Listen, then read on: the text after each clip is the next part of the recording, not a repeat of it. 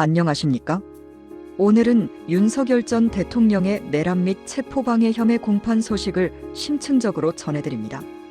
특검의 징역 10년 구형에 이어 윤 전 대통령의 최후 진술이 이어지면서 법정은 그야말로 숨막히는 긴장감에 휩싸였습니다. 오늘 저희 소식은 이 중요한 순간을 생중계 풀영상으로 심층 분석해 시청자 여러분께 모든 쟁점과 법리적 의미를 상세히 전달해드리겠습니다. 대한민국 헌정사의 한 페이지를 장식할 이번 재판의 과정을 단계별로 면밀히 살펴보겠습니다. 이번 재판은 윤석열 전 대통령이 국가의 근간을 뒤흔드는 내란 행위 및 정당한 사법 절차를 방해하는 체포영장, 집행방해 등 여러 중대한 혐의로 기소되면서 국민적 관심이 집중되었습니다. 특히 특검은 윤 전 대통령에게 징역 10년이라는 매우 중한 형량을 구형하며 사안의 엄중함과 중대성을 단호하게 강조했습니다. 이 구형은 단순히 특검의 법적 의견을 넘어 대한민국 헌정 질서와 법치주의의 근간을 수호하려는 강력한 의지의 표명으로 해석될 수 있으며 최고 권력자의 위법 행위에 대한 사법부의 단호한 태도를 엿볼 수 있게 하는 대목입니다.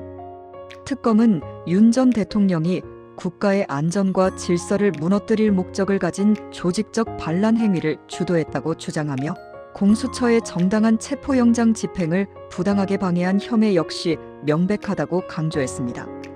특검 측은 내란 행위의 구체적인 사실관계, 그리고 그 행위의 주도성, 지휘, 명령, 실행 행위 간의 유기적인 연결성이 충분히 입증되었다고 보고 있습니다.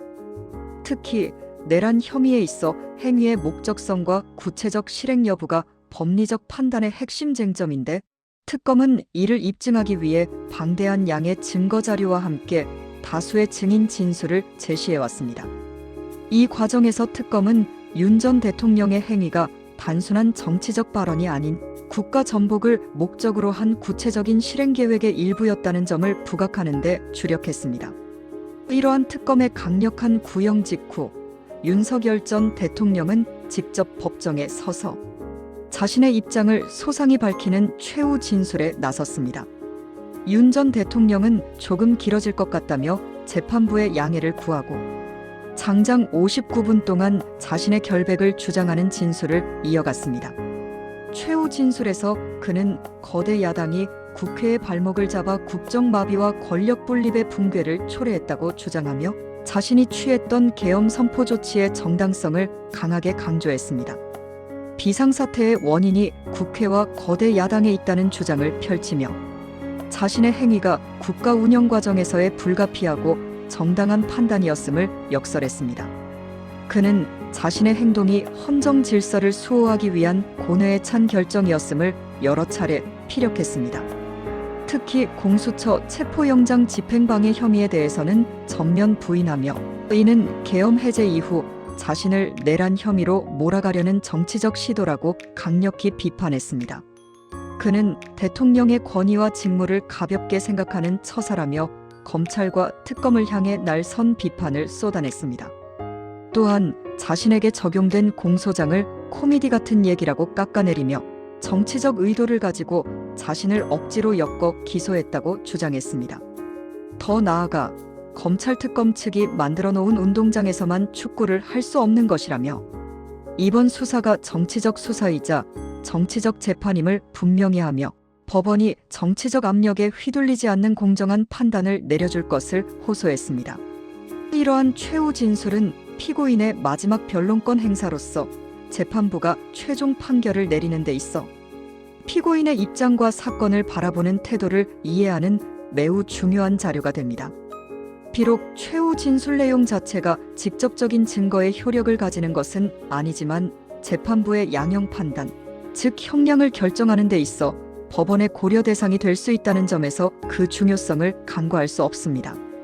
따라서 윤 전 대통령의 진술 하나하나가 재판 결과에 미칠 파장을 예측하는 데 중요한 단서가 될 것으로 보입니다. 재판의 핵심 쟁점을 다시 한번 심층적으로 짚어보겠습니다. 첫째, 내란 우두머리 혐의의 구성 요건입니다. 내란 우두머리란 국가의 안정과 질서를 무너뜨릴 목적을 가진 조직적 반란. 행위를 주도한 정황이 있는지 다투는 매우 중대한 혐의입니다. 법리적으로는 행위의 목적성, 즉 국가를 전복시키려는 명확한 의도가 있었는지, 내란 행위의 구체적 사실관계, 실제로 어떠한 행위들이 발생했는지, 그리고 피고인이 그 행위를 지휘하고 명령하며 실행하는 과정에 얼마나 깊이 개입했는지 등 지휘, 명령, 실행 행위 간의 유기적인 연결성이 매우 중요합니다. 단순한 발언이나 추상적인 언급만으로는 부족하며 구체적인 행위와 그 행위를 위한 준비, 정황이 명확히 입증되어야만 이 혐의가 성립될 수 있습니다.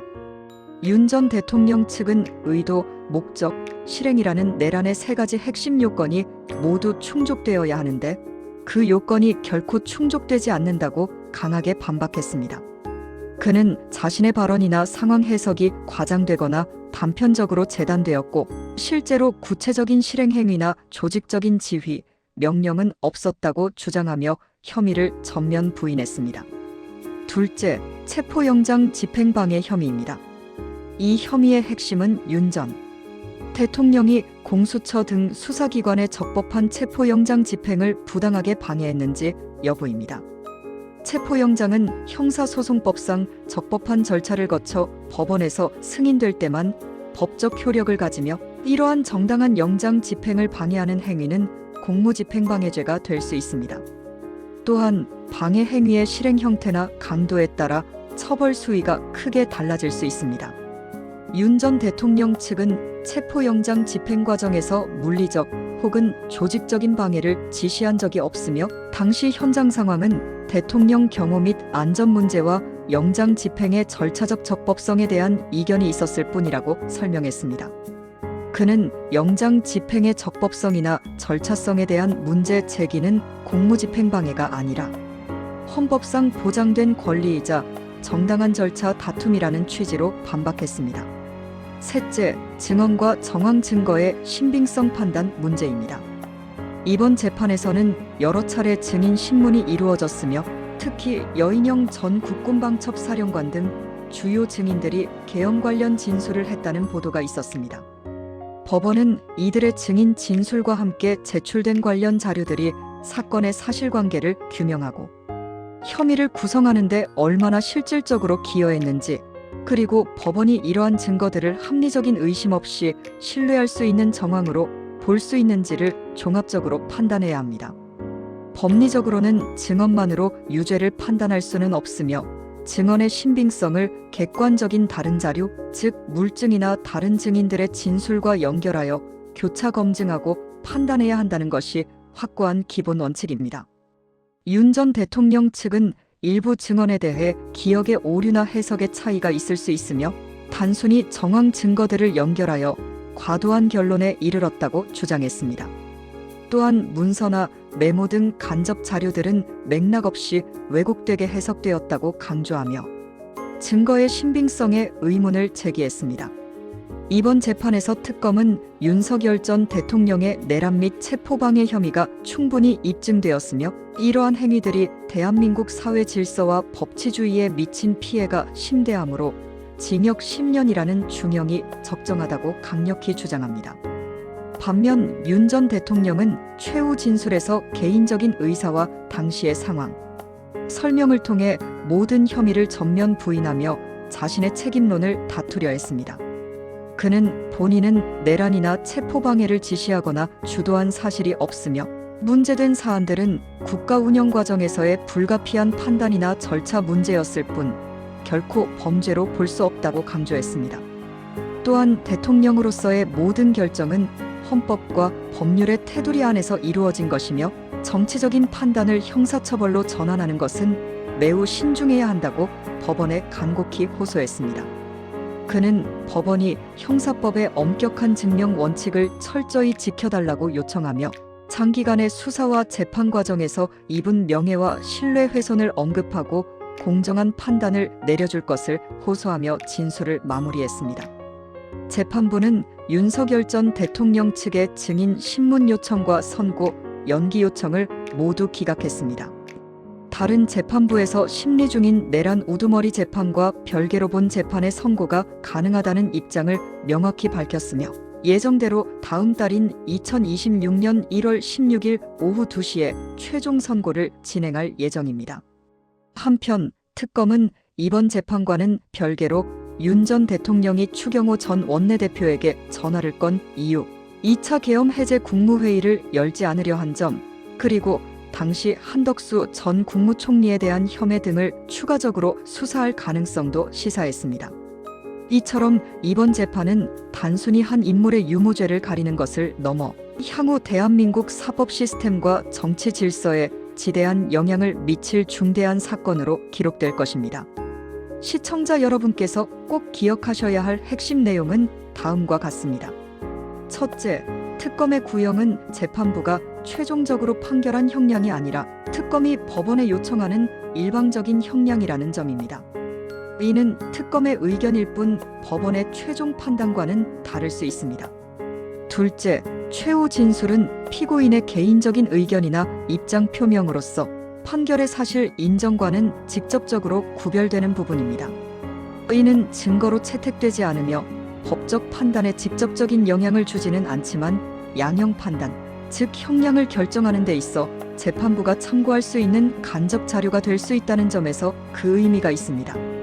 셋째, 내란 혐의와 체포방해는 각각 별개의 법리가 적용되는 전혀 다른 혐의이며 각 혐의에 대한 법적 판단 역시 독립적으로 이루어진다는 점입니다.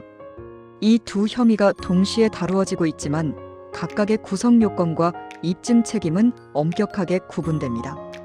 윤석열 전 대통령의 내란 및 체포방해, 혐의 공판은 대한민국 법치주의의 확고한 원칙과 사법부의 독립성을 확인하는 중요한 이정표가 될 것입니다. 저희 뉴스는 앞으로도 관련 소식을 면밀히 추적하고 심층 분석하여 시청자 여러분께 가장 정확하고 객관적인 정보를 신속하게 전달해 드릴 것을 약속드립니다. 시청자 여러분의 지속적인 관심과 성원에 감사드립니다. 오늘도 여러분의 구독과 좋아요 정중히 부탁드립니다. 고맙습니다.